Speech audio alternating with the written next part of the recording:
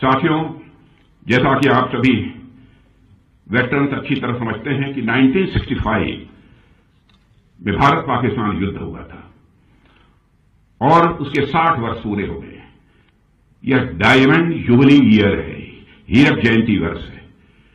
इसी अक्टूबर में 1965 में बेहद अहम लड़ाई लड़ी गई थी। पाकिस्तान की फौज ने ऑपरेशन ग्रैंड स्लैम के नाम से जो नापाक कोशिश इस अखनूर में की थी, उसे भारतीय सेना ने न केवल विफल किया बल्कि एक नया मोर्चा खोलकर और आगे बढ़कर लाहौर तक पहुंचने में भी काफी कामयाबी हासिल की थी। 1965 के युद्ध में जंग के मैदान में मिली जीत भारतीय सेनाओं के शौर्य, पराक्रम और यह बलिदान का परिणाम था। आप इतिहास उठाकर देखिए, भारत से हुई हर जंग में पाकिस्तान हारा है, चाहे 1948 में हुआ कबायली हमला हो या 1965 का युद्ध हो या 1971 का युद्ध हो या फिर 1999 का कारगिल युद्ध हो। हर लड़ाई में पाकिस्तान को हार का मुंह देखना पड़ा है।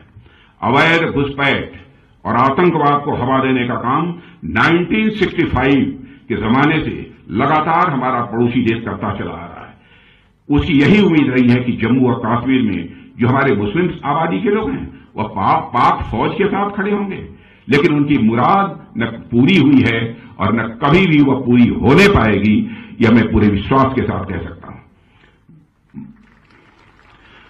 क्योंकि आपने देखा होगा न तो 1965 में यहां के लोगों ने पाकिस्तान का साथ दिया, न ही आतंकवाद के इस दौर में साथ दिया, बल्कि आतंकवाद से लड़ते लड़ते हमारे कई मुस्लिम भाइयों ने भी अपनी शहादत दी है।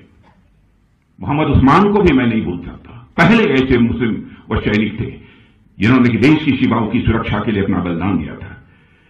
पाकिस्तान अपनी तरफ से पूरी ताकत झोंकता है कैसे भारत को डिस्टेबलाइज किया जाए।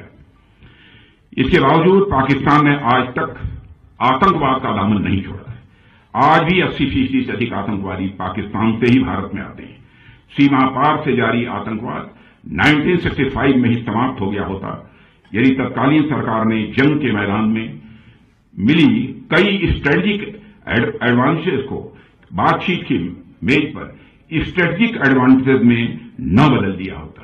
स्ट्रेटेजिक एडवांटेज हमको मिली थी, लेकिन बातचीत की मेज पर स्ट्रेटेजिक एडवांटेज में हम न बदल पाए।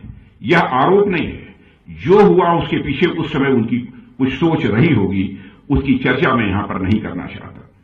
साथियों, 1965 के युद्ध में भारतीय सेनाओं ने हाजी पीर पर तिरंगा लहराने में सफलता हासिल की, मगर उसे बातचीत की मेज पर छोड़ दिया गया।